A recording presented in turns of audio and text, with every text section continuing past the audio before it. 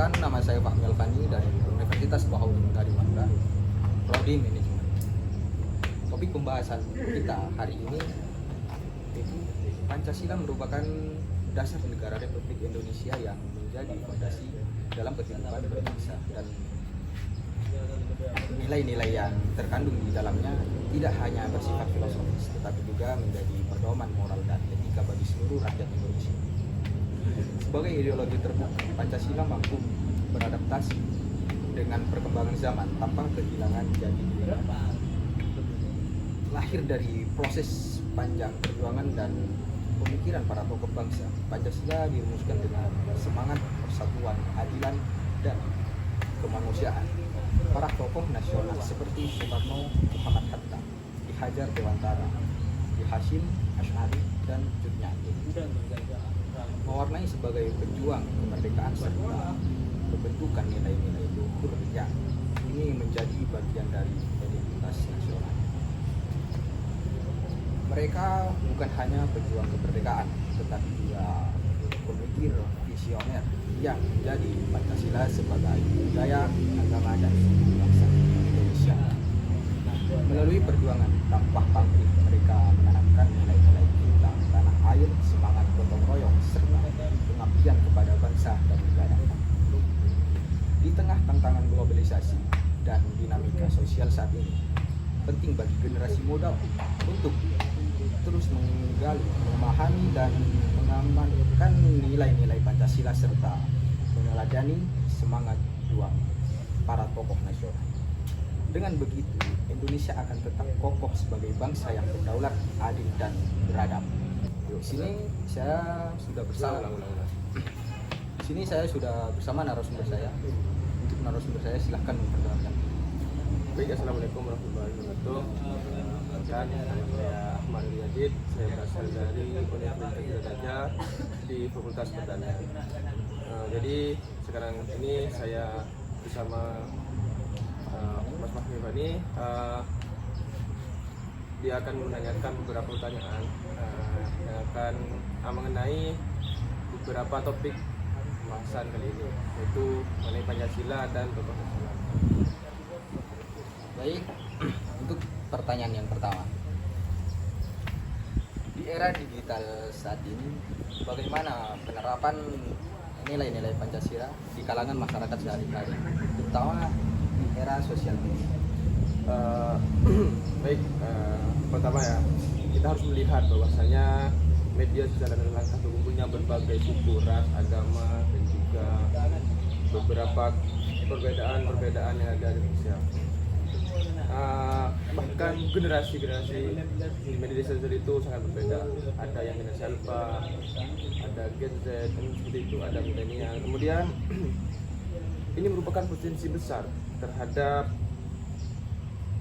Indonesia untuk mempraktekkan Bhinneka Tunggal Ika, yaitu pada sila ketiga, yang dimana kita bisa membagikan video-video kreatif, video-video tentang yang bisa membuatkan gairah. Contohnya seperti video gotong royong. Jadi itu merupakan beberapa penerapan Pancasila di sila ketiga. Kemudian yang kedua yaitu dalam keseharian, di mana pengguna harus menjaga kesatuan dan akhlak digital. Artinya kita harus menjaga etika dalam bersosial media. Ketika kita bersosial media, pastinya kita tidak langsung atau tidak menyebarkan beberapa konten-konten hoax. Di mana kita di sana harus beretika dalam berkonten dan bersosial media.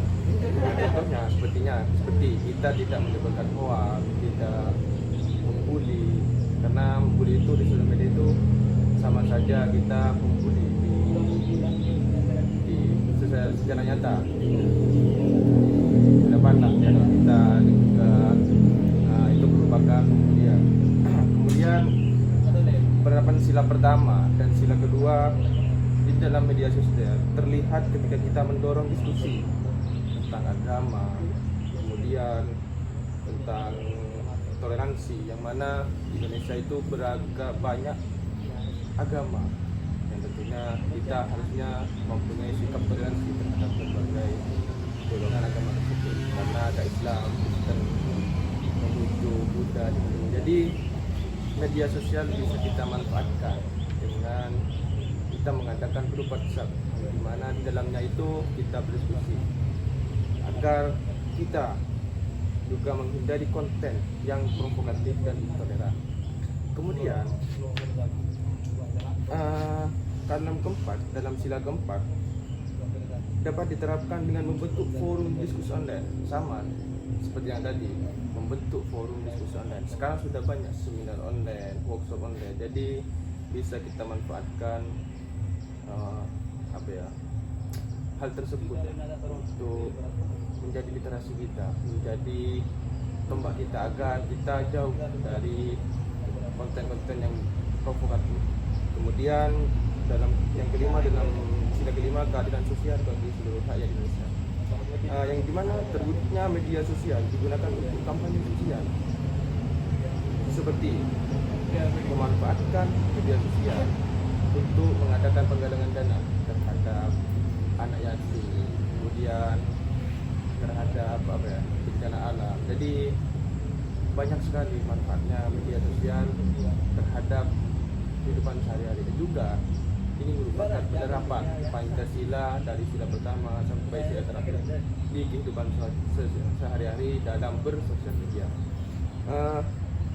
Selain itu juga masyarakat harus memperkuat literasi digital untuk meningkatkan kemampuan menyaring informasi, kemudian sertifikasi fakta, dan memahami bagaimana algoritma media sosial bekerja agar tidak terjebak dalam echo chamber atau misinformasi yang bisa memecah persatuan. Jadi literasi itu jadi dalam media sosial juga kita manfaatkan juga sebagai literasi kita, karena di sana juga ada e-journal, ada e-book. Jadi buku-buku yang sulit kita akses di online itu sudah bisa. Jadi itu menjadi dorongan agar kita bisa meningkatkan kemampuan kita dalam berpikir dan berliterasi.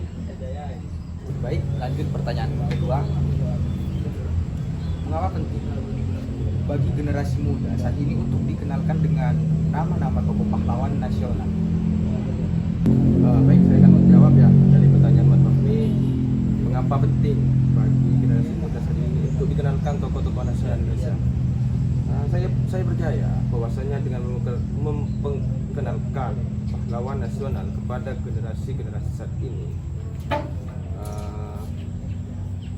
pertama, hal ini berperan sebagai dasar membangkitkan nasionalisme dan rasa kebanggaan terhadap bangsa.